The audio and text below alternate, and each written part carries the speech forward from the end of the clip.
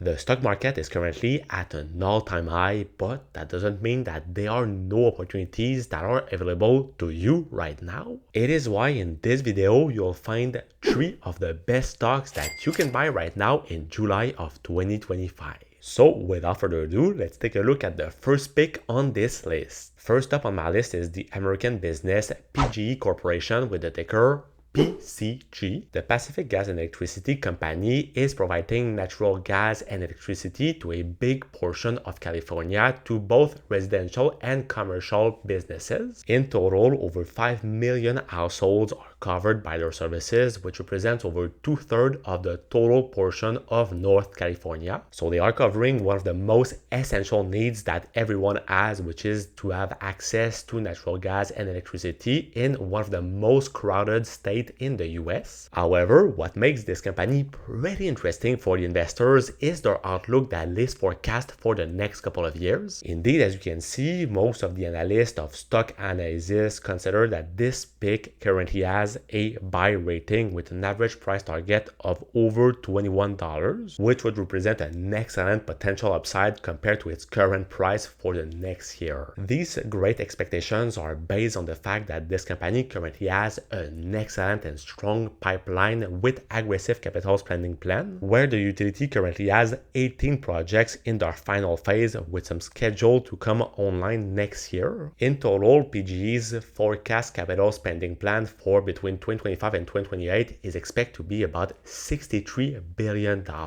Unfortunately, in their latest earnings report, we've seen that despite a slight increase in their total operating revenue, they've seen an important increase as well in their cost of electricity and natural gas, which has made that their total net income has been dropping by a whopping 13% year over year. It is one of the main reasons why we've seen the valuation of PGE drop massively since the beginning of the year, despite a stock market that is currently at an all-time high. Despite that, this business currently have a super low price to earnings ratio of only about 12 right now, with some super great price to sales and price to book ratios. We can also see that over the past 4 years, their total revenue have also been able to steadily increase, as well as their total adjusted EBITDA, which is showing that the company is in a great financial health right now. Plus, they are also distributing a dividend of slightly less than 1%, with however a super low payout ratio, meaning that the company could eventually decide to distribute more of their total earnings to their shareholders in the form of dividends. Now, even if the technology companies have seen a massive surge in their total valuation over the past couple of months, there are still big companies that are currently undervalued on that regard. One of them is notably the American giant Alphabet with the ticker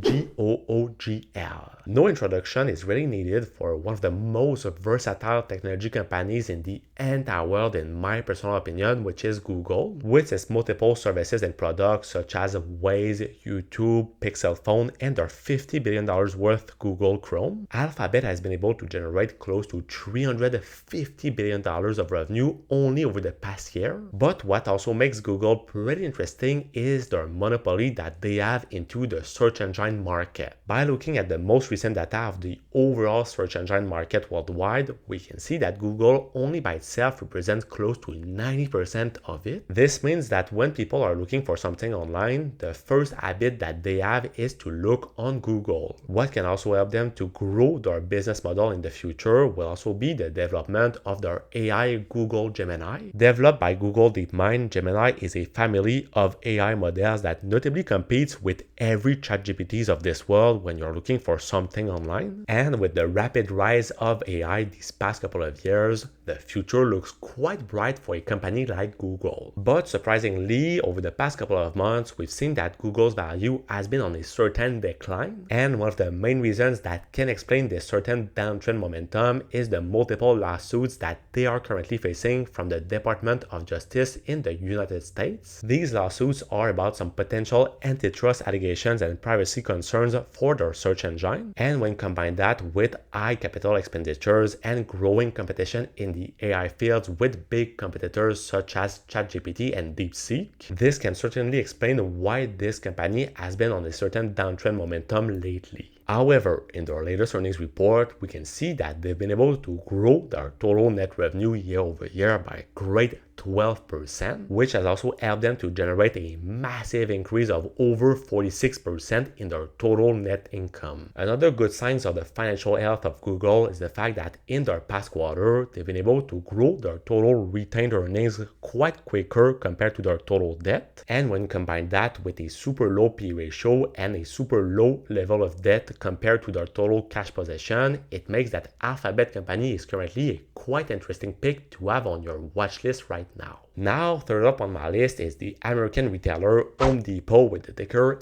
HD. With the summer that is currently ongoing, Home Depot is currently one of the hot stocks this summer when it comes to undervalued companies. As being one of the largest retailers in the entire world and the world's largest home improvement retailer with a market cap exceeding $300 billion, Home Depot has been essential for millions of households over the past couple of decades to furnish their house and make the right and proper adjustment to ensure that they have a great place to live. However, since the beginning of the year, we can see that the total value of this company has been remaining pretty stable and has also been on a certain dip at the beginning of the year. One of the main reasons that has been said to explain this phenomenon is the pandemic pull forward that we've seen these past 3 years. Indeed, throughout the pandemic, sales were surging as people remained at home and were looking to invest in home improvement projects. However, the problem came after it with supply problems, the cost of living that has been surging, and super high interest rates. And so, with no surprise, this has came impact the budget of renovations of multiple families. It is why, as you can see on this graph, forecast would be showing that Home Depot is currently at its lowest operating margin in more than 8 years, while its revenue and earnings have been flatlining or slightly declining for more than 2 years. Nevertheless, we can still see that in their latest earnings report, they've been able to increase their total net sales close to 10% year over year. Unfortunately, with the surge of multiple of their different expenses, this has come shrink their total net income that has been diminishing by about 5% year over year. But it is still important to understand, if you are looking to invest in this stock, that the company itself has been forecasting some potential slower growth in the next couple of months and years. So obviously, it might not have as much potential as a company like Google that is a true growing machine. However, even if it might take a little bit of time before to see a total turnover in their total revenue growth over the next couple of months, it is important for you to understand that this company has a business model that is absolutely essential to us, and it is also quite more undervalued compared to their big competitors, where a company like Walmart currently has a P ratio of about 40 compared to a P ratio of about 25 for Home Depot. And even if its past performance might not be as good as a company like Google, the big pros of this type of businesses is that it is considered as one of the best defensive companies on the market, which is also offering an excellent dividend exceeding 2% that is paid on a quarterly basis to their shareholders. So there you have it. Those were 3 of the best companies that you can currently have on your watch list for the month of July of 2025. But now on your side, if you're looking to find what are the different businesses and ETFs that I personally have in my portfolio, well, check out the video that's going to be right over here, and I will see you soon. Peace.